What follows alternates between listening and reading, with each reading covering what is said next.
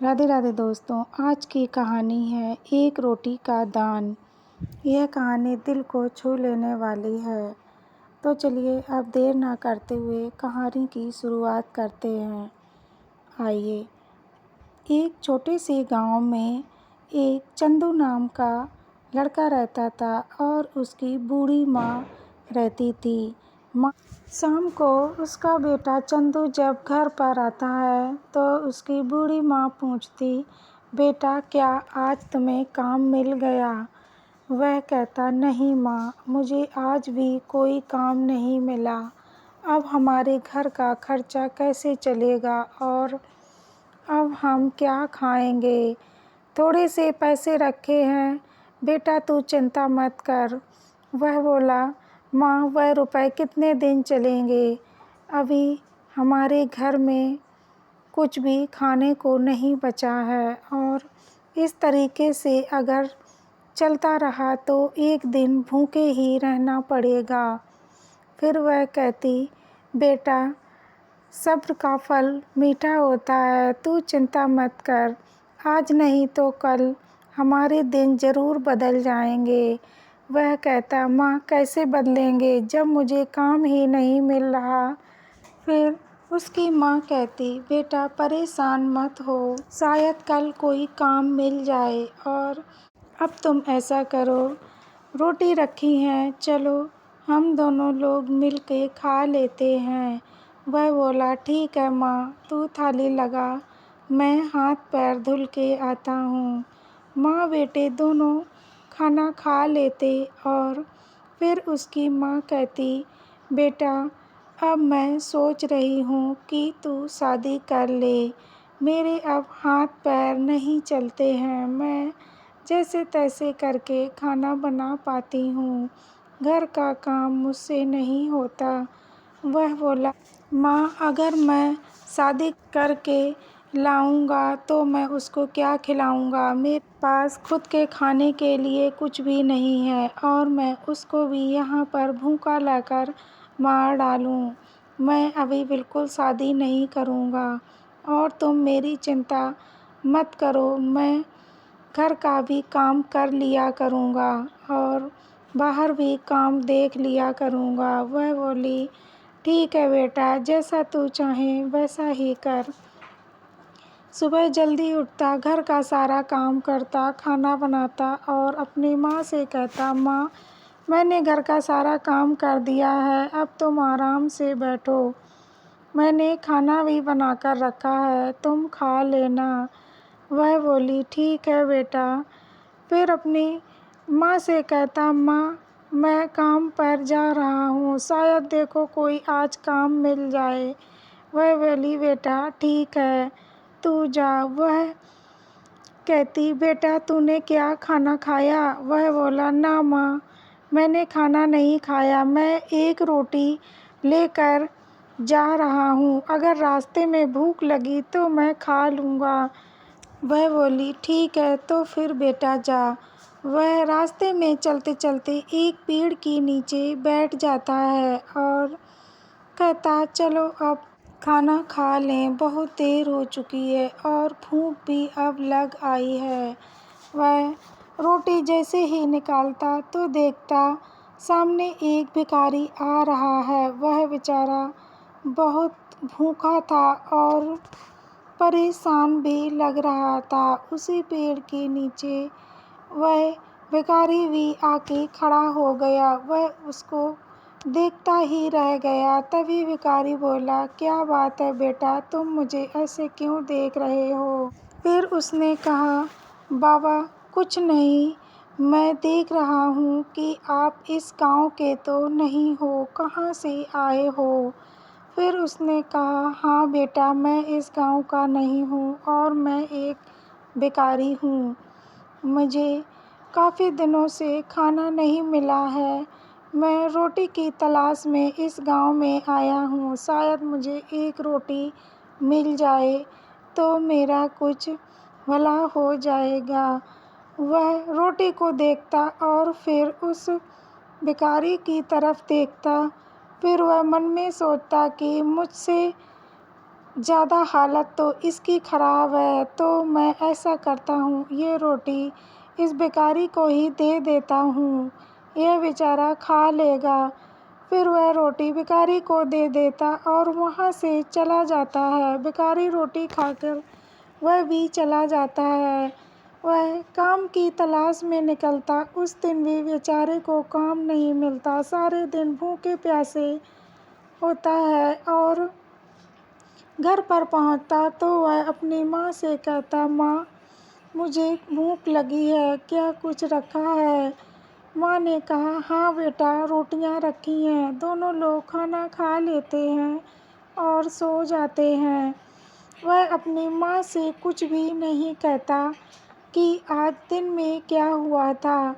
वह दूसरे दिन उठता, सारा घर का काम करता और अपनी माँ से कहता, माँ मैं कान की तलाश में जा रहा हूँ और खाना बना के रख दिया है, तुम खा लेना। फिर उसकी माँ कहती, बेटा तूने कुछ खाया? वह बोला, नहीं माँ, मैं एक रोटी लेकर जा रहा हूँ। चलते चलते उसी पेड़ के नीचे वह भिखारी को बैठा देखता। फिर वह कहता, क्या बात, तुम्हें किसी ने आज भी क्या रोटी नहीं दी है? भिखारी बोला, नहीं, मुझे किसी ने भी एक रोटी नहीं दी। वह बोला, ठीक है, ये रोटी तुम खा लो, मैं काम पर जा रहा हूँ। इस तरीके से उसने नियम बना लिया, उस भिखारी के लिए एक रोटी रोज लेकर आता और उसे खिलाता था। धीरे धीरे उसके घर के सारे पैसे खर्च हो गए। अब वह उसी दिन फिर उस पेड़ के नीचे आकर उदास बैठ गया। तभी वह भिखारी आया और बोला, क्या बात है बेटा, तुम इस तरीके से क्यों बैठे हो? उसने कहा, बाबा अब तो मेरे पास तुम्हें देने के लिए कुछ भी नहीं है। आज मैं बिल्कुल कंगाल हो चुका हूँ। मेरे पास एक रोटी क्या, एक टुकड़ा भी नहीं है जो मैं तुम्हें दे दूँ। मेरी मजबूरी है बाबा, मैं तुम्हें कुछ भी नहीं दे सकता। उसने कहा, क्या बात हुई बेटा, अगर तुम आज ना दे सके, इतने दिन से तुम मुझे रोटी बराबर खिला रहे हो। तुम ऐसा करो बेटा, मेरे पास एक गाय थी, वह मैंने जंगल में छोड़ दी है। तुम जंगल की तरफ जाओ और उस गाय को अपने पास ले आओ। वह ढेर सारा दूध देती है। उस दूध को बेचकर तुम आराम से अपना घर का खर्चा निकाल सकते हो। वह बेचारा गाय को ढूंढने के लिए जंगल की तरफ जाता है। उसे एक सफ़ेद रंग की गाय मिलती, उसे वह पुचकार के घर पर ले आता है। तभी उसकी माँ कहती, बेटा यह गाय तुम कहाँ से ले आए हो? फिर वह अपने सारी आप बीती बताता है कि माँ मैंने ऐसे उस गरीब भिखारी को रोटियां खिलाई थीं, खुद भूखा रहा था, इसीलिए उसने मुझे अपनी गाय दी है। फिर वह बोली, तो अच्छा है बेटा, इसे खूंटे से बांध दो और इसे कुछ चारा भी डाल दो। वह चारा डाल देता है।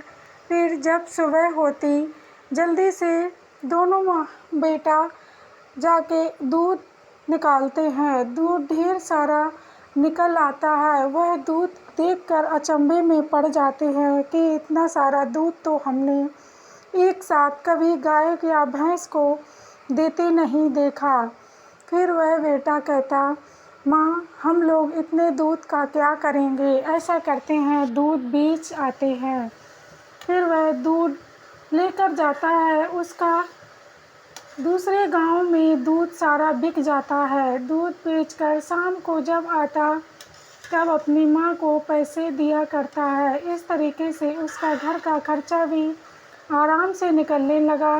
फिर उसकी माँ बोली, अब तू ऐसा कर बेटा, अपनी शादी कर ले, जिससे मुझे भी सहारा हो जाएगा और तुझे भी आराम हो जाएगी। वह बोला, ठीक है माँ, तुम ठीक ही कहती हो, मैं शादी करना चाहता हूँ। उसकी माँ शादी करवा देती है। फिर सारा परिवार मिलके आराम से रहता है। एक बार जब वह दूध बेचकर आ रहा था, तभी उसे भिखारी मिलता है। भिखारी बेचारा उससे कुछ पैसे मांगने लगता है। तभी वह चिल्ला कर बात करता, कहता, मेरे पास एक भी रुपया नहीं है तुझे देने के लिए। और वह इतना कहकर वह घर पे आ जाता है। शाम को जब घर पे आता तो गाय को चारा डालता है और खुद खाना खा के रात में सो जाता है। सुबह उठता जब दूध निकालने के लिए बाहर आता तो देखता है गाय उसे कहीं भी ना मिलती। तब वह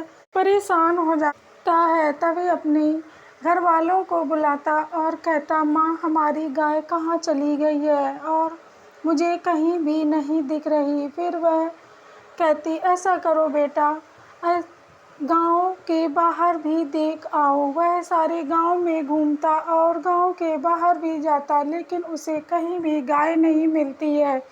चलते चलते उसी पेड़ के नीचे आता है जहां वह बैठा करता था। वहीं पर देखता कि वह भिखारी भी बैठा है। वह कहता, काका आज तो तुम बड़े दिन बाद हमें मिले हो, कहाँ पर चले गए थे? तब वह कहता, कहीं नहीं बेटा, मैं दूसरे गांव में भीख मांगने गया था।